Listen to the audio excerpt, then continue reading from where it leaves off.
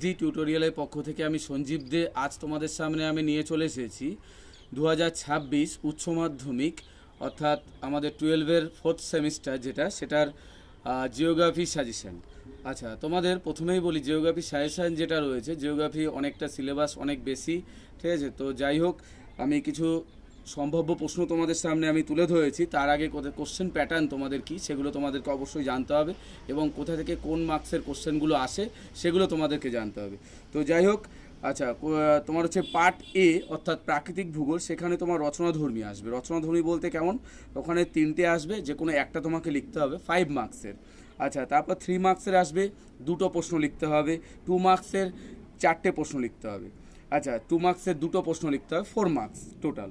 আচ্ছা, তারপর হচ্ছে পার্ট বি অর্থাৎ হচ্ছে মানবীয় ভূগোল। মানবীয় ভূগোল থেকেও 3 মার্কসের আসবে, 2টো লিখতে হবে, মানে হচ্ছে তোমার 6 মার্কসের। আচ্ছা, তারপর হচ্ছে 2 মার্কসের আসবে, 2টো লিখতে হবে। আচ্ছা, তারপর হচ্ছে মানবীয় ভূগোল হয়ে গেল। আচ্ছা, এবার হচ্ছে পার্ট সি অর্থাৎ ভারতীয় ভূগোল, সেখানেও তোমার 3 মার্কসের আসবে, 2টো লিখতে হবে, এবং 2 মার্কসের আসবে, 2টো লিখতে হবে। তো যাই হোক, এই হচ্ছে তোমার কোশ্চেন প্যাটার্ন।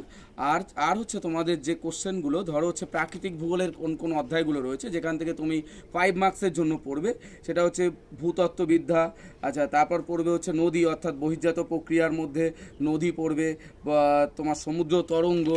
আচ্ছা, তারপর তোমার পড়বে হচ্ছে বায়ু ক্ষয়চক্র, বায়ুমণ্ডল, বাড়িমণ্ডল, জীবমণ্ডল। এগুলো হচ্ছে প্রাকৃতিক ভূগোলের চ্যাপ্টারগুলো। এখান থেকে তোমার কোশ্চেনগুলো আমি দিয়ে দিয়েছি, তোমরা দেখে নাও, ইম্পর্টেন্ট কোশ্চেন। আচ্ছা, মানবীয় ভূগোলের যে অধ্যায়গুলো সেখান থেকে সেই অধ্যায়গুলো হলো জনসংখ্যা ভূগোল। আচ্ছা, তারপর পড়বে হচ্ছে মানব উন্নয়ন। আচ্ছা, তারপর হচ্ছে ভারতের ভূগোলের মধ্যে জনবসতি রয়েছে। তারপর তোমার হচ্ছে ভারতের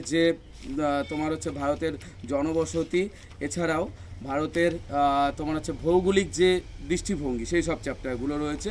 আচ্ছা, এই গেল হচ্ছে তোমাদের একটাই কথা বলছি, যে এটা হচ্ছে ভূগোলের পরীক্ষা, ভূগোল সাবজেক্ট। তোমাকে কিন্তু চিত্র তোমাকে দিতে হবে এবং পয়েন্ট ওয়াইজ লিখবে। তো চিত্র মানে তুমি এখানটা ড্রয়িং ক্লাস করছো না নিশ্চয়ই, যে ভালো করে যে চিত্র দিতেই হবে এমন না, কিন্তু চিত্রটা এমন দেবে যাতে বোঝা যায়।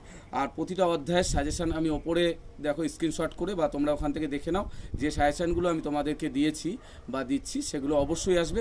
আর একটা কথা, তোমরা আমার এই চ্যানেলটা অবশ্যই সাবস্ক্রাইব করে রাখবে, তাহলে যে কোনো শিক্ষামূলক বা হচ্ছে সাজেশান বা যে কোনো ক্লাসের কোশ্চেন অ্যান্সার তোমরা সহজেই তোমাদের কাছে, আমি যখনই আপলোড করব তোমাদের কাছে পৌঁছে যাবে।